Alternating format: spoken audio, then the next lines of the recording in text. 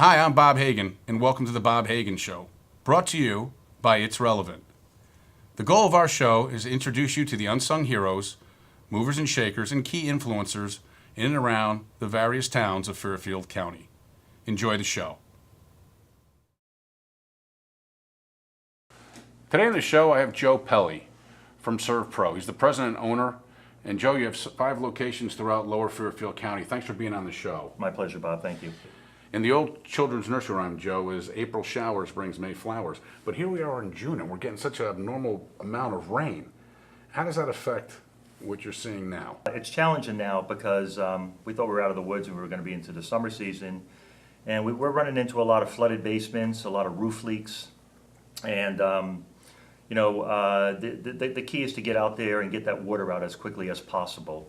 But the water has nowhere to go with this amount of moisture, so it's important to get the water away from your house and to check your roof, because a lot of people aren't checking their attics, and to find out that everything stays good and dry up there. What are some of the things people can do to be proactive in regards to water collection in the houses and all that?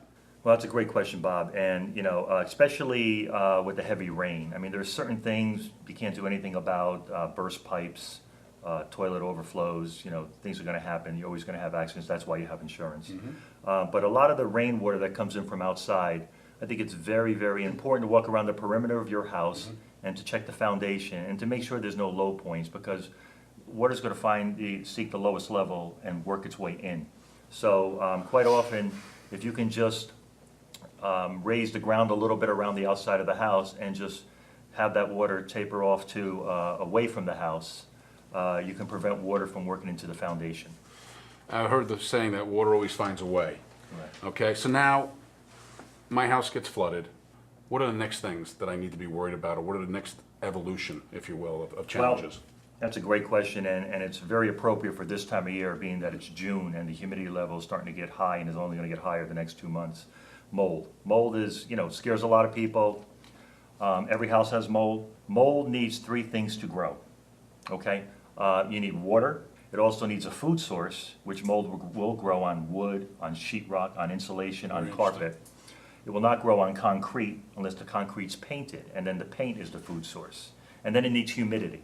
So this time of year, June, July, and August, it's very, very important, if you get water into your house, is to make sure it gets dried out in a timely manner. And that's where mold will start to grow if it's not dried out in a timely manner. Joe, what are the signs for the average homeowner that you have mold, and what should you be looking for? Well, the number one sign, very simple, odor. Odor, okay. Odor, very And simple. what does it smell like? Well, it can smell like dirty socks, it can smell like rotten cheese. Basically, most homeowners know what their house smells like. Number 2 could be a reaction. People react differently to mold. I'm not sensitive to mold. I've been in the business for 32 years. My wife, my children are very sensitive. I have kids with asthma. And we've had pull-out carpets out of their bedrooms and have wood floors in their bedrooms because they're very sensitive. So mold spores can get on, the kids will start to sneeze, runny eyes, itchy eyes. So it's almost like an like allergic a rash, reaction? Allergic reaction, Okay. exactly. And then 3 is actually visual. So if you see something that doesn't belong on your walls or on your carpet, you should react. Talk me through some of the clients and how you deal with it. We do a free mold inspection. We do a free evaluation. And if there's a service for us to perform, I will always give you a free estimate if something needs to be done professionally. Sometimes it could be as simple as just removing wet cardboard boxes in an unfinished basement. And sometimes, quite often, the homeowner can handle the problem themselves. But if there is a source in the basement or in the attic that's causing the odor or the mold growth, the source has to be removed. And that's an important thing to know also, Bob, is that you can't clean mold. Mold has to be removed. Okay. So if you're hiring us, if there is a mold remediation job, we're going to do it under containment. We're going to put everybody in a safe situation. We'll put plastic, a zipper wall. We put negative air scrubbers in there, so we reverse the air so the spores don't get airborne. Okay. We turn off your ventilation system and put cheesecloth over the vents to make sure that doesn't circulate. So if and when you do have a potential mitigation problem for mold, it's important to hire somebody that's certified in mold remediation. Gotcha. This is all covered by insurance for the most part, or? Well, that's a great question also, Bob.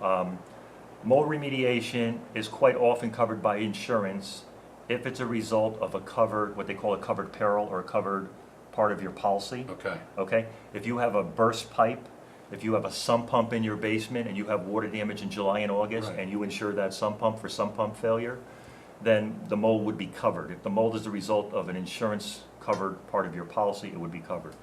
Quite often, if mold just grows and people don't pay attention to it and then it becomes a larger than it should have been job, quite often that's not covered by insurance. Okay. We've talked about the spring and summer with some of the challenges. Is there anything else in the summer we need to know about Well- for if I'm a homeowner? I think it's very important that people just stay proactive on their home and to find out what issues. There's a lot of people that go away for the month of August or for 2 weeks in August. That's a big vacation month. Sure. And I think it's important to turn off your water where your wash machine comes in. When you're going on When you're vacation. going on vacation. Okay. Turn that water valve off Good because point. your rubber hose quite often will last 6-7 years and it will burst. And if there's nobody there, that water is going to continue to run while you're not home. And I've run into many homes, not only with significant amount of water damage coming home from vacation, but mold, because when you get that hot water line bursting in your house and no one's home and that water runs for a while, and you activate that with humidity, you've got mold growing everywhere. Let's go through the seasons. Yes. All right, for the audience. We're in the fall. What's happening? What are the things that people should be looking for? Well, in the fall time, we find most families are home now, kids are back at school, they're cooking, they're not going out to eat. So we find a lot more kitchen fires in the fall time, grease fires, more of the accidents of, in the kitchen that are happening in the fall. Gotcha. And then winter, you were kind of alluding to a little bit. Yeah, in the wintertime, now it gets cold and your furnaces have cranked, and with oil heat, sometimes you'll have what they call a puff back, where the oil doesn't mix properly with the Gotcha, injector and it'll blow soot throughout your house. So that historically happens in the wintertime when it's cold, but we'll find oil heat problems with the furnace. Fireplaces are going, so it's very important to know your fire safety around the house and to make sure that fire's out. There's been some really, catastrophic situations with fireplaces and fires and all that stuff in Connecticut and elsewhere. But we find a lot more fires, and then when it gets really cold, usually sometime around Christmas time, January and February, we do a lot of frozen pipes, burst pipes. Gotcha. So once again, it's important to make sure those pipes are insulated properly going into the wintertime. Turn off the water source that you can turn off when necessary if you don't need it, and not lowering the heat too far down where a pipe can freeze in an area that you might not use. So it's really, that's what you're going to see a lot more in the wintertime. Any interesting stories, a little unusual regarding mold in your experience? There was actually one in I think it was Darien, Connecticut, where the homeowner had called us, I think it was September, right after the summer vacation, and she went to the Cape with her kids, and the husband stayed and worked and then went up on weekends. And she called her insurance agent, and she had mold growth in the center of a 20 by 20 beautiful basement carpet family room. And mold growth was growing in the center. And there was no source of any water intrusion from the outside walls or any possible burst pipe or leakage anywhere. So it was Mold's really in the center of the in the rug? center on the carpet. And it was Okay. just black mold, and it was just growing. So it was growing for a while because that particular mold, which is called Stachybotrys, can take up to 14 days to grow. So it was very, very odd. Make a long story short, she called her insurance agent, who recommended somebody from out of state that was just a mold expert. And they just assumed it was a big problem. It could have been a foundation leak from the center. They don't know what else it was. And they had given her a quote of about $5,000 to remediate the problem and throw out the carpet and throw out the upholstery and throw out the pad and check the walls and all that stuff. And based probably because of no other reason, my experience and something that didn't seem right. And after a bunch of questions, figuring out her lifestyle and what was going on over the summer, we were able to figure out that her husband, staying home, who worked out often, went to the gym, worked out, came home by himself, and took his wet towel and dirty clothes from the gym and socks and threw them down the center of the basement, right on that area there, and he let it sit there for days. So the husband was the culprit. Eventually, knew the wife was going to come home, picked up the clothes, put them in the wash machine, and there was your black mold. There was your source. Oh my God, We ended up fixing that problem. It was a $150 spot cleaning job, a disinfectant. Joe, can we get some, if they want to reach out to Joe Pelli, how do they get a hold of you? Absolutely. I mean, we have an 800 number, 1-800-530-2707. We're SERVPRO, we're based in Stamford, based in Bridgeport. We have, like I said, the 800 number. You can find us on the web. You contact us.